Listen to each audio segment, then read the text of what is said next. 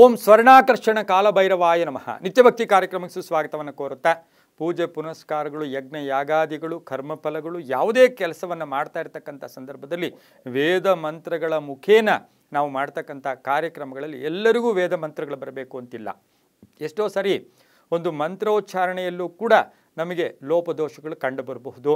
ಹಾಗೆಯೇ ನಾವು ಯಾವುದೇ ಕಾರ್ಯಕ್ರಮವನ್ನು, ಒಂದು ಶುಭ ಕಾರ್ಯವನ್ನು, ಒಂದು ಯಜ್ಞ ಯಾಗಾದಿಗಳನ್ನು ಮಾಡಿಸ್ತಕ್ಕಂಥ ಸಂದರ್ಭದಲ್ಲಿ ವಿಪ್ರರಿರ್ಬೋದು, ಪುರೋಹಿತರಿರ್ಬೋದು, ಶಾಸ್ತ್ರವೇತ್ತರಿರ್ಬೋದು, ಎಂಥವರ ಮುಖೇನ ನಾವು ಮಾಡ್ಸಕ್ಕೆ ಹೋದಾಗ ಅಲ್ಲಿ ನಾವು ಅವ್ರ ಮಂತ್ರ ಹೇಳಿದ್ರೂ ಕೂಡ ಆ ಫಲ ನಮಗೆ ಸಿಗಬೇಕು ಅಂದಾಗ ಅವ್ರು ಏನು ಮಾಡ್ತಾರೆ ಅಂದರೆ, ಅವರು ಶಾಸ್ತ್ರೋಕ್ತವಾಗಿ ನಮಗೆ ಒಂದು ಮಾತನ್ನು ಹೇಳ್ಕೊಡ್ತಾರೆ. ಆ ಮಾತು ಬೇರೆ ಯಾವುದೂ ಅಲ್ಲ, ಮಮ.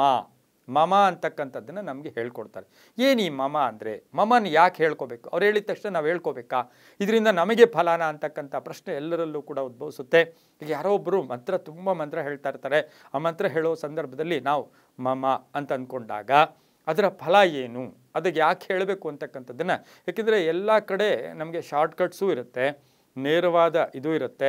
ಈಗ ನಮಗೆ ಯಾರಿಗೋ ಒಬ್ಬನಿಗೆ ಅಶಕ್ತ ಇರ್ತಾನೆ, ಭಗವಂತನನ್ನ ದೇವಸ್ಥಾನಕ್ಕೆ ಹೋಗಿ ನೋಡೋಕ್ಕಾಗಲ್ಲ, ಶಾರ್ಟ್ಕಟ್ ಇರುತ್ತೆ. ಯಾವ ಶಾರ್ಟ್ಕಟ್ಟು? ಕಣ್ಣು ಮುಚ್ಕೊಂಡು ಕೂತಿರೋ ಜಾಗದಲ್ಲಿ ಚೆನ್ನಾಗಿ ಪ್ರಾರ್ಥನೆ ಮಾಡಿ ಆ ಭಗವಂತನ ಬಗ್ಗೆನೇ ಒಲವನ್ನು ಮೂಡಿಸ್ಕೊಂಡು ಶ್ರದ್ಧಾಭಕ್ತಿಗಳಿಂದ ಪ್ರಾರ್ಥನೆ ಮಾಡ್ಕೊಂಡ್ಬಿಟ್ರೆ ಆ ದೇವರು ಇಲ್ಲಿ ಕಾಣಿಸುತ್ತೆ. ಆದರೆ ಇದು ನಿಜಾನ ಅಂದಾಗ ಅನುಭವಿಸಿದವ್ರಿಗೆ ಗೊತ್ತು ಅದರ ಒಂದು ಸಿಹಿ. ಪ್ರತಿಯೊಬ್ಬನಿಗೂ ಹೇಳ್ತಾ ಇರ್ತೀವಿ, ಎಲ್ಲ ವ್ಯಕ್ತಿಗಳು ಅಷ್ಟೇ ಅವರವರ ಒಂದು ಅನುಕೂಲ, ಅವರವರ ಭಾವನೆಗೆ ತಕ್ಕಂಗೆ ಭಗವಂತ ಈ ಪ್ರಪಂಚದಲ್ಲಿ ಎಲ್ಲ ಕಡೆ ಇರ್ತಾನೆ. ಹಾಗೆಯೇ ಈ ಮಮ ಅಂತಕ್ಕಂಥ ಪದ ಏನು? ಶುಭ ಕಾರ್ಯಗಳು ನೆರವೇರುವಾಗ, ಪಿತೃ ಕಾರ್ಯಗಳು ನೆರವೇರುವಾಗ, ಯಜ್ಞ ಯಾಗಾದಿಗಳು ನೆರವೇರುವಾಗ, ಮಂತ್ರ ಪಠನ ಮಾಡ್ತಕ್ಕಂಥ ಸಂದರ್ಭದಲ್ಲಿ ಆ ಒಂದು ಮಹನೀಯರು ನಮ್ಗೆ ಹೇಳ್ಕೊಡ್ತಕ್ಕಂಥದ್ದೇ ಆ ಮಮ ಅಂತಕ್ಕಂಥ ಅರ್ಥ ಏನು ಅಂದರೆ, ಆ ಮಂತ್ರ ಪೂರ್ತಿಯಾಗಿ ನಮಗೆ ಗೊತ್ತಿಲ್ಲ, ಉಚ್ಚಾರಣೆ ಆಗಲ್ಲ, ಅವ್ರು ಹೇಳ್ತಾ ಇದ್ದಾರೆ, ಅವರು ಹೇಳಿದ ಮಂತ್ರ ಅದು ನನ್ನ ಕಡೆಯಿಂದ ಬರ್ತಾ ಇದೆ, ನನ್ನಿಂದ ಬರ್ತಾ ಇದೆ, ನಾನು ಹೇಳ್ತಾ ಇದ್ದೀನಿ, ಅದಕ್ಕೆ ಒಪ್ಪಿಗೆ ಸೂಚಿಸ್ತಾ ಇದ್ದೀನಿ, ಹೌದು ಅದನ್ನು ನಾನು ಹೇಳ್ತಾ ಇದ್ದೀನಿ ಅಂತಕ್ಕಂಥದ್ದು, ಹೌದು ನಾನೇ ಅದನ್ನು ಹೇಳ್ತಾ ಇದ್ದೀನಿ ಅನ್ನೋ ಭಾವನೆಯಿಂದ ಅದನ್ನು ನಾವು ಇವತ್ತಿನ ದಿವಸ ನಮ್ಮ ಪುರಾಣದಲ್ಲಿ, ಇತಿಹಾಸದಲ್ಲಿ ನಮ್ಮಲ್ಲಿ ಅನುಭವಪೂರ್ವಕವಾಗಿ ಬಂದಿರತಕ್ಕಂಥದ್ದೇ ಅದು ನನ್ನ ಭಾವನೆ. ಈಗ ಅವರು ಯಾವುದೋ ಒಂದು ಶ್ಲೋಕ ಹೇಳ್ತಾರೆ, ತ್ರ್ಯಂಬಕಂ ಯಜಾಮಹೇ ಸುಗಂಧಿಂ ಪುಷ್ಟಿವರ್ಧನಂ ಉರ್ವಾರುಕಂ ಯೋ ಬಂಧನಾಂ ತಿರ್ಮಕ್ಷೀಯಮಾಮೃತಾತ್ ಅಂದ್ಬಿಟ್ಟು ಮಮ ಹೇಳ್ಕೊಪ್ಪ ಅಂತಾರೆ.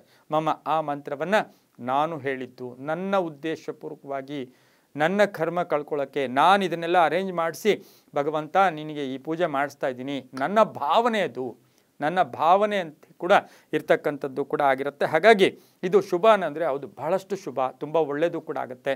ಯಾಕೆಂದರೆ ನಾವು ಹೇಳುವಾಗ ಮಂತ್ರಗಳು ಒಂದು ಸ್ವಲ್ಪ ಉಚ್ಚಾರಣೆ ತಪ್ಪಿದ್ರೂ ಕೂಡ ಅಪವಿತ್ರ ಆಗಿಬಿಡುತ್ತೆ. ಹಾಗಾಗಿ ಈ ರೀತಿಯ ಒಂದು ಅನೇಕ ನಮ್ಮ ಅನುಭವಗಳು, ನಮ್ಮ ಸಂಪ್ರದಾಯ, ನಮ್ಮ ಸಂಸ್ಕೃತಿ, ನಮ್ಮಲ್ಲಿರ್ತಕ್ಕಂಥ ಆಚಾರ ವಿಚಾರಗಳು ಇವೆಲ್ಲ ತಿಳ್ಕೊಳ್ಳೋಕೆ ಹೋದರೆ ನಮ್ಮ ನಿಜವಾಗ್ಲೂ ನಾವು ಧನ್ಯರು ಅಂತ ಹೇಳ್ತಾ, ಸರ್ವೇ ಜನ ಸುಖಿನೋ ಭವಂತು, ಸಮಸ್ತ ಸನ್ಮಂಗಳಾನಿ ಭವಂತು.